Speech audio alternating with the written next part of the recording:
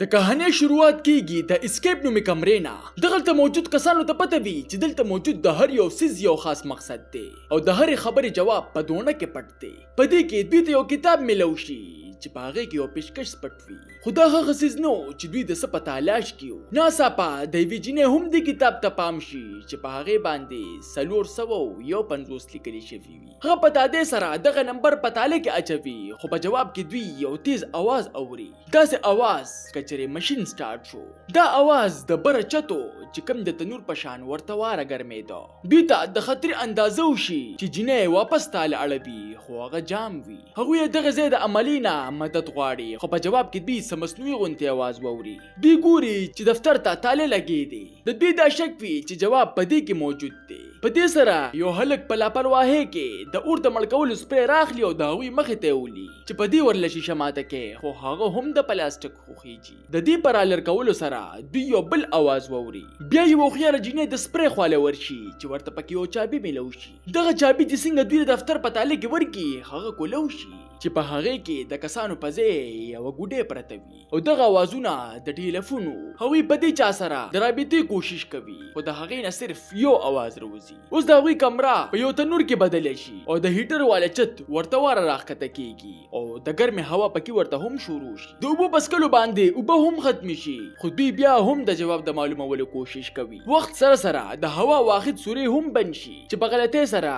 د دوی لاس په یو میز باندې وښویږي چې د څه د وجې یو سوري کولو شي. یو سړی پکې په تادې سره داخل شي چې په ورتګ سره ورته پته ولګي چې سر یې بند دی. د دې په اورېدو سره یوې ښځې ته هغه پیچکس را یاد شي او ورله یوسي. بل خوا دلته دوی ته پته ولګي چې زموږ په ځای باندې په میز باندې به د اوبو ډک ګیلاسونه ایښودل وي چې د میز وزن برابر وي، ګینې بیا به بندېږي. بیا اوس اخري دوه کسان پاتې وو چې یو ملګری ناست وي او بل ملګری په څاڅکو باندې اخر ګیلاس ډکوي او په خوشقسمتۍ سره ګیلاس ډک شي او په منډه باندې ځان وباسي چې هم په دغه وخت باندې ټوله کمره لمبه شي. اوس شپږ واڼه یوې بلې بندې د لرګي کمرې کې داخل شوي وو چې ورته دوه تالې لګېدلې وې چې د یو چابي ورته ډېره زر میلو شي، خو بله تاله د 900 کوټ غواړي. دې دپاره هغوی د کمرې تالاشي شروع کړي، خو څه ورته هم میلو نه شي. په دې کې یو هلک ته په دیوال لګېدلې د هې رنګ د ښکرو د لاندې څه لیکل ښکاره شي چې ده ته خپل زوړ وخت را یاد شي چې د هغې نه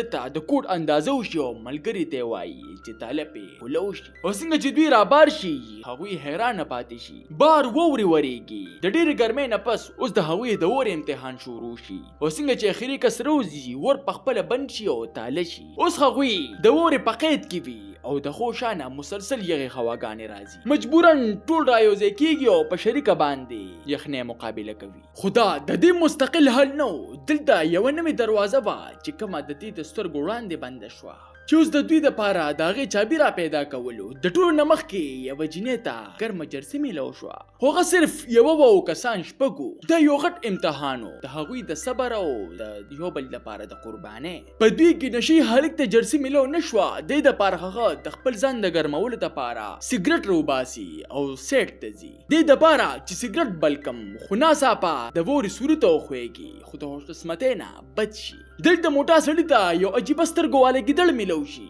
چې هغه یو شاخ ته مسلسل ګوري چې سړی هم بره ګوري چې ورته د کبانو د نیولو کونډه میلو شي. هغوی په خوشحالۍ دغه سوري ته ورښکته کي او ټول د کبانو په انتظار وي، خو د ډېر وخته پورې څه ورته هم په لاس رانه شي. بیا دوی ته هماغسې یو بل د میلو اوچ وجود میلاویږي چې د هغه د خولې نه دوی ته یو مغناطیس میلو شي چې کوم د کونډې دپاره مکمل برابر او ډېر زر ورته د وورې یو ګټ میلو شي چې په منځ کې یو چابي وي. هغوی یې اونې ته ووښي، خو ماته یې نه کړی شي. بیا ورته دغه سګرټ والا هلک لیټر راولي چې په دې ویلي کې، خو څنګه چې چشمه والا هلک ورمخکې شي نو ناڅاپه پې وره ماته شي او ښکته لاړ شي. هغوی ورپسې ګرځي او په لږ ساعت کې د دوی د سترګو وړاندې مړ شي او لیټر هم لاړه.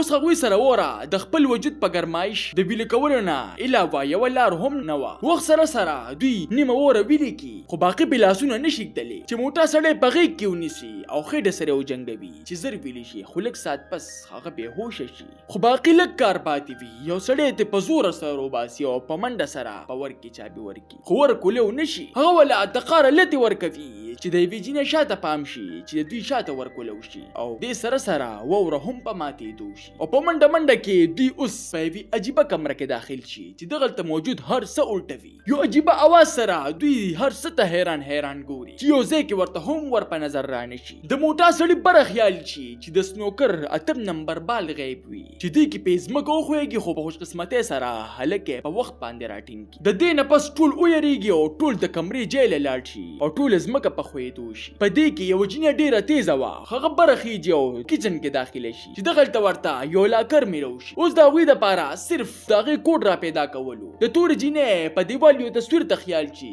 چې هغه ګډوډي. هغه فورا د نورو ملګرو په مدد سره بره ورخیږي. هغه په دې کې ګوتې واخلي چې د یو ټلیفون اواز سره د تصویر میخونه راکولو شي او لاندې ترې راغورځېږي. هغه سخته زخمی شي خو بیا هم راپاسي چې د هغې نه یو کوډ راوځي او څنګه چې بلې جینۍ له ورکي نو هغې ته یو بال میلو شي چې هغه د سچابې غوندې ښکاري خو هر څه په هوا کې وي چې د څه د وجې بال یې د جیبه وغورځېږي. خو دا ورپسې هم د ځمکې خرې ټوټې ته راودانګي او د خپل ځان د بچ کولو نه مخکې هغوی ته بال ورولي او ځمکې د خپو نه غیبه شي. دا د ټلیفون تار باندې خپل ځان راټینګ کړي او ملګري هم د بچ کولو ډېر کوششونه وکړي خو اخر دا ستړي شي او وغورځېږي او سړی په دغې بال باندې ورکولو کړي. دوی په دې ډېر سخت خفه شي چې هغې زموږ د بچ کولو دپاره خپل ځان قربان کړ. اوس دوی په یوې ډېره عجیبه کمره کې داخل شي چې هغه د هسپتال غوندې ښکارېده. دوی چې دغه ځای ماحول او د مریضانو کاغذونه ګوري نو هر چاته خپل زوړ وخت را یاد شي. دا کاغذونه هم د دوی وو چې د دوی د حادثې په باره کې پکې لیکل شوي وو.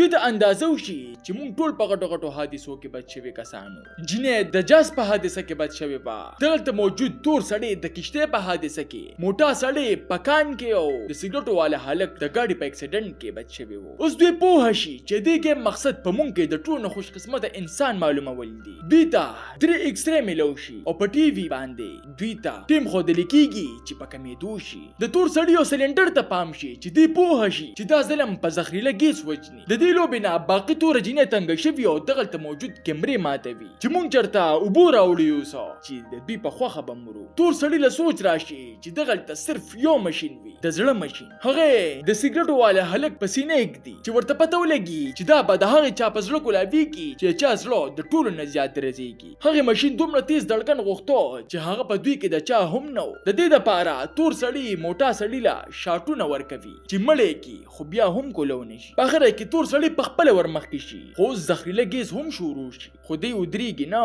هغه وجود ودروي او اوږدې ساګانې واخلي چې څه د وجې د هغه د زړه دړکن لاندې راشي او ورکولو شي. د ټولو نه مخکې هغه پخپله وتښتي او بیا ورپسې د سګرټ والا هلک جینۍ د وتو ډېر کوششونه وکړي خو په هغې ګیس خپل اثر کړی وي. د هغې په خوله زګونه را روان وي. سګرټ والا هلک ورته ډېر اوازونه وکړي خو د خپل ځان د بچ کولو دپاره اخر وتښتي. اوس دوی صرف 2 کسان پاتې وي او په یوې بلې عجیبه کمرې کې داخل شي چې هلته دوی ته څه لیکل میلو شي چې ټول نه مخکې علاج ته علاج کوي. دوی دواړه لاسونه وهي چې په دې کې د سګرټ والا هلک ته یو ستن میلو شي چې دواړه پې جګړې شروع کړي. یو یې د یو نه اخلي او بل د بله او تور سړی خپل ملګري له خپه ماته کړي چې په څه سره ولا دی دیکه ورکړي او دیوال ته سر ولګي او پټکه مړ شي او دی هغه ستن ځان له ووهي چې څه د وجې هر څه صحیح شي. بیا دی یوې بلې کمرې ته راوغورځېږي چې د ټولو نه مخکې دی یو ګیم ویني او څنګه چې ورله ګوتې یوسي هغه کمره په راتنګېدو شي. هغه زر دغلته موجود کتابونه ګوري، د مالدارو خلکو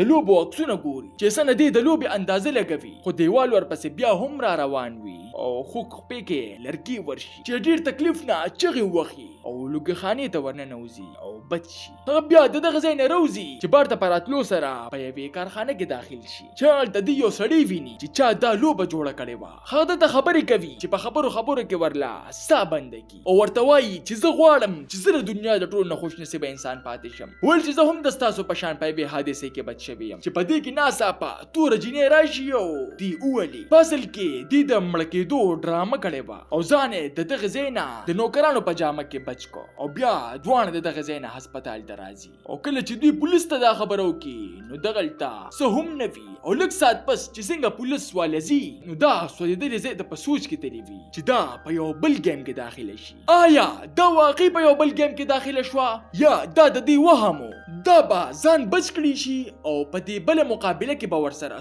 څوک وي. د دې ټولو خبرو جواب به مونږ ته په پارت 2 کې ملاويږي به په یو نوي ویډیو سره. مال راکې اجازت. بای بای.